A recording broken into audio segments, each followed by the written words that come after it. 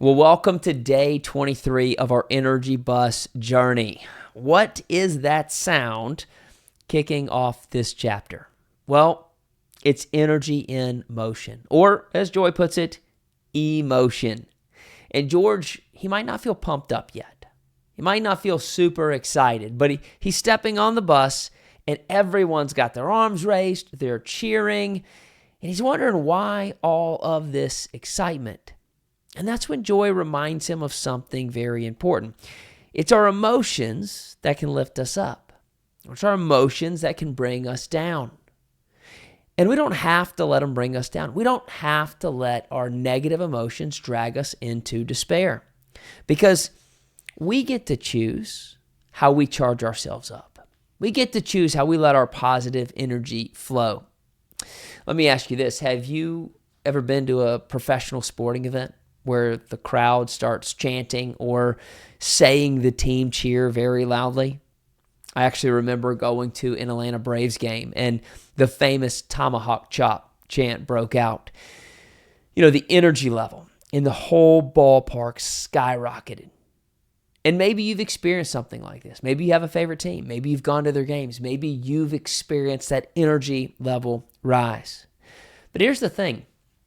We don't have to wait for a stadium experience to shift our energy. We can actually create it in our own lives. I'll give you a real life example.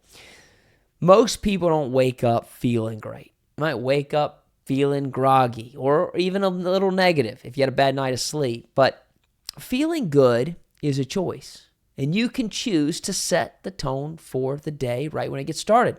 You can choose when you want to be the thermostat and set the temperature, then the thermometer showing up and taking the temperature.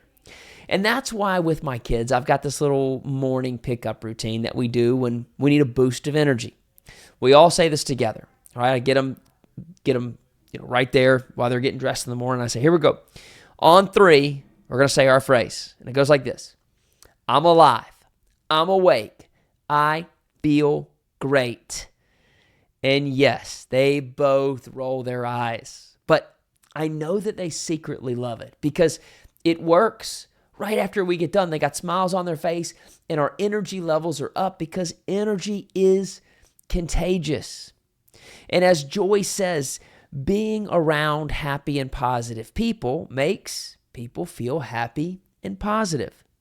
So here's my reflection question for you today. Who's the happiest, most positive person that you know? I want you to think about somebody you like being around, someone who's genuinely bringing the joy into your day, someone who lifts you up just by being in the same room with them. And then I want you to ask yourself, what makes them this way? If you don't know, this is probably a great opportunity to ask them. And here's where you take it one step further. I want you to think, how can you show up more like them?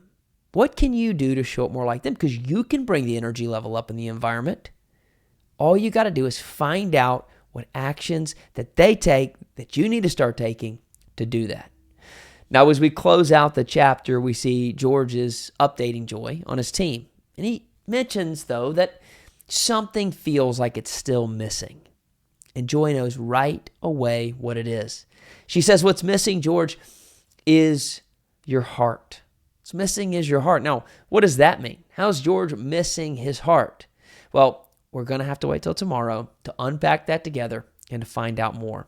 I'll see you then.